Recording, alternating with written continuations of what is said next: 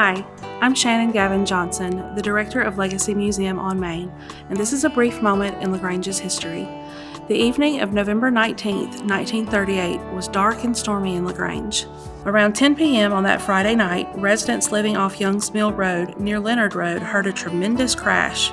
Parker Knowles, a 54-year-old farmer, told the Sunday American that it sounded like the Day of Judgment had come. He thought the noise was caused by a bolt of lightning or maybe even an erupting volcano. Neighbors trudged out into the driving rain to find that a plane had crashed in a heavily wooded area. Knowles came upon the scene to find a man whose clothes were on fire. A sharecropper at the scene, Walter Jackson, was sent to call LaGrange for help from Joe Young's place, nearly a mile and a half away.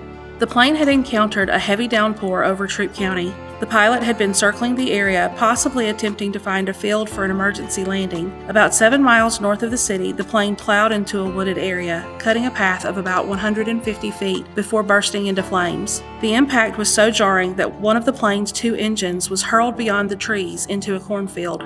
The bodies of 6 of the plane's occupants were found amongst the burning debris, while 2 men were found alive: Second Lieutenant John D. Madre and the plane's radio operator, Private Joseph G. Nenartowicz. The men were taken to the City-County Hospital, where they both died a short time later. The plane was a Douglas B-18A Bolo from the Army's 99th Bomber Squadron. It left Mitchell Field in Hempstead, Long Island, New York, bound for Maxwell Airfield in Montgomery, Alabama. It was carrying 6 crew members and 2 passengers, all of whom were enlisted in the United States Army. Before his death, Nenartowicz, the radio man, was able to describe the incident to an Army official.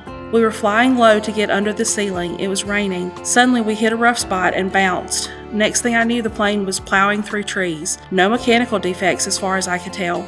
The lack of mechanical defects was noted as the plane was new to the Army's fleet and had just recently been delivered to them. Not only did the foul weather cause the crash, but it also hampered the rescue effort. Young's Mill Road at the time was unpaved, and the area had received more than an inch of rain, making the road a muddy mire. Ambulances were unable to reach the crash site until early the next morning. After the news appeared in the LaGrange Daily News the following day, local curiosity seekers jammed the road. Some people even collected pieces of the wreckage as souvenirs until a team from Maxwell Airfield arrived to investigate. The remains of the flight crew were transported to Hammett and Groover Funeral Home on Church Street, which is now Pretty Good Books. News of the crash, deemed the worst tragedy in military aviation at that time, made front-page headlines in many national newspapers, including the New York Times. Those killed in the crash included pilot Robert K. Black of Meridian, Georgia, Lieutenant Robert R. McKechnie of Cleveland, Ohio, Lieutenant Alan M. Howery of Russellville, Tennessee, and Sergeant Harry T. Jones of Hempstead, New York. The passengers were Lieutenant James W. Stewart of East Orange, New Jersey, who was returning to his station at Randolph Field, Texas, and Corporal J. E. Galloway of Sulphur Springs, Texas, who was returning to his station in Dallas. Both Private Joseph J. Nenartowicz and Second Lieutenant John Madre died later at City-County Hospital. To learn more about harrowing accidents in LaGrange's history, visit Legacy Museum on Main. This has been a brief moment in LaGrange's history.